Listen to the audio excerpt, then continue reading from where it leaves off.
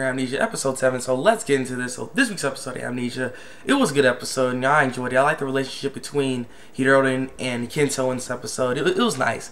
It was a little awkward a little bit, but it was nice at the same time. I liked it. And it's surprising, though, that it took only one episode for the relationship to kind of come together, for her to then jump to a different dimension. That I found a little odd, because normally you get like 2 episodes with them where they try to interact with each other, to get to know each other, and so on and so forth. But it didn't happen this episode. I mean, it happened, but it just, one episode, and then she jumped to another world where she can be dating someone else, and which is Toma, so that's what's gonna happen next. I mean, it's crazy. So no summarization for this episode. So, I like the relationship that was going on in this. She ended up getting this kimono, and like Kento got late. He was actually late because he didn't know he was supposed to go that day to this temple festival, supposed to have fun and stuff. And it was a little weird. So I kind of felt bad for Hiroden when she was like standing there, but they ended up going anyways. They had fun and everything like that. The relationship was going good. Now the surprising thing in this episode was that Kento realized that Hiroden was acting strange. She wasn't herself from before. And so he realized, and he deducted basically that you have amnesia. And, tell me if I'm wrong or not. And she's like, no. And then that's when the Orion came in. He's like, you can trust him, so go ahead and tell him.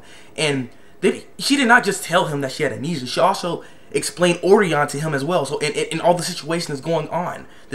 Like, what the heck? It was crazy. I did not expect her to explain everything to Kento. And Kento actually full-heartedly listened to her. So I was like, oh, okay. And he understands this, and he had a little conversation with Orion until Orion disappeared. And like I said, he ends up getting all the information that was needed for this. And seemingly he believes, mainly because the Hiroden that's in this world right now isn't the same Hiroden from before. Which then basically means that there's other Hirodens before this time too. So I mean, with different personalities, it's not the same kind of Hiroden. Like the Hiroden before this seemed to be not like straightforward, and I mean I guess she's still nice, but it's just like her personality was a little bit different from the Hiroden that's in this time right now with Kento.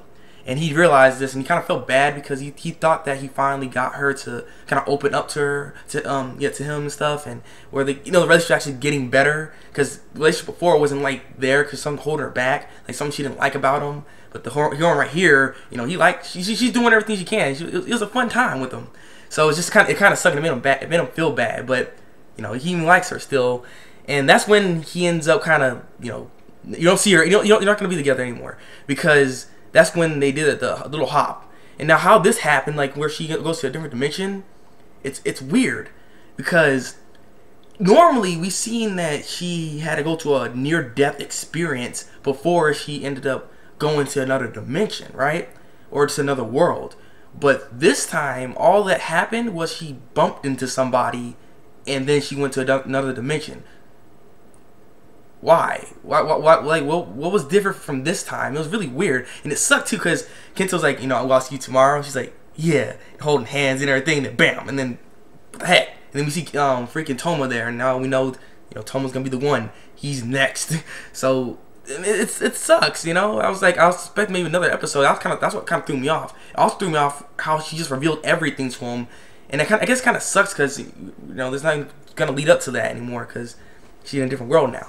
Also, I'm very, very curious about this. Since there's other heroines, I'm curious if they keep their memories as well, or do they lose them when they jump? I mean, I'm really curious about that, because she can't be the only heroine that keeps their memory. So I just wonder what's going to happen when it comes to Toma, what kind of information he may get or may reveal, and we may get some hints of maybe somehow stopping this whole, jumping dimension stuff, and how she's going to go back to her original dimension that she was in before. How is that going to happen? And I'm still curious if that green guy is a part of this, because the green hair dude, we haven't really seen him. We didn't see him in this episode, so I don't know if he's really a part of this though. That's like it's really confusing. I'm thinking he may be, but I'm not sure, because it's more Orion's fault anyway. So I just wonder how this is all gonna wrap up. So I'm looking forward to the next episode. So leave your comments below and tell me what you think of the episode. Like this review and subscribe to my channel if you want to see some more Amnesia reviews from me. So yeah, with that being said, it's been the Thabreakmaster, and until then, break out.